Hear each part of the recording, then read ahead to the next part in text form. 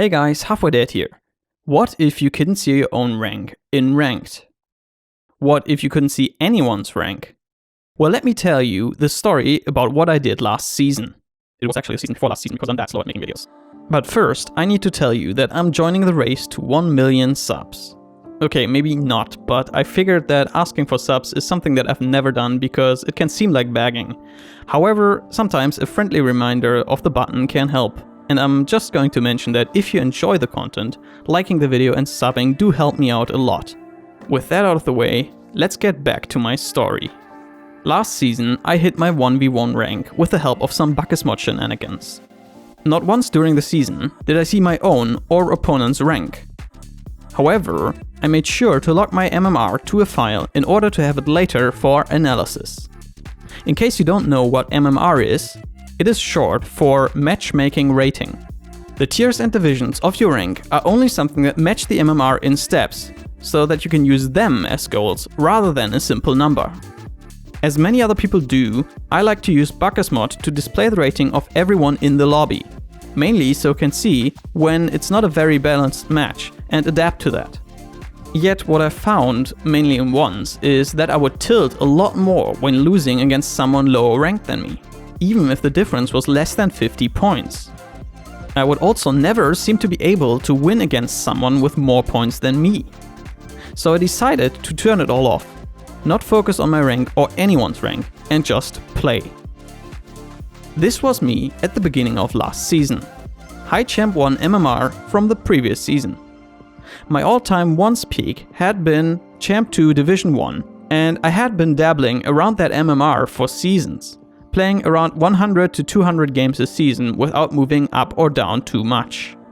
It was time to play my placements. I purposefully didn't count wins or losses, intentionally trying to lose track of my rank.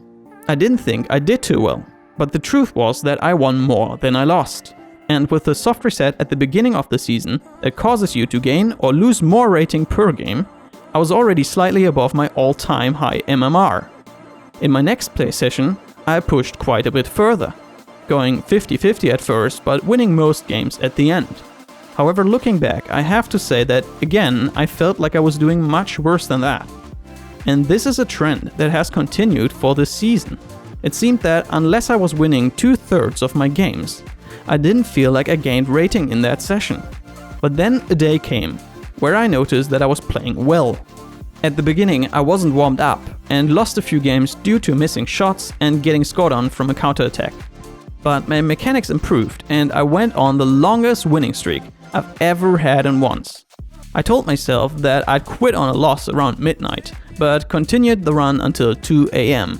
At this point, I had a good feeling that I probably just reached my highest rank ever. That feeling told me that I probably deranked to a high Champ 1 at the beginning of the season, but just won so many games that I had to be at least mid, if not high Champ 2. The reality? I was Champ 3, just one win away from Division 3. More than an entire rank higher than I'd ever been before this season. It might not be the craziest thing you've ever heard, but for a player that lost every game against people 2 divisions higher in the previous season, having done no additional practice, it is certainly welcome. At this point, I ran into the next hurdle though. Banana Man. The entire season, I had been playing against unknowns that are only judged by their play and not their rank. Running into a player with an ESL monthly champion title that you know is miles above you in at least their 2s and 3s rank, it put me back into the situation that I wanted to avoid by hiding the rank. This was the end of my win streak. Although, looking back at the replay, it is very obvious that he wasn't tryharding nearly as much as I was, which could have allowed me to win had I played more calmly as I did in all the previous games. Next time I queued up, I didn't seem to have the vision and touch to keep up the rank I brought myself to. I dropped a little, but stabilized close to C3. But then came the reverse of my great session. I lost many games and tilted hard. I was noticing very big mistakes in the opponent's play, but my reactions were always a bit too slow. As frustrating as this session was, it taught me something.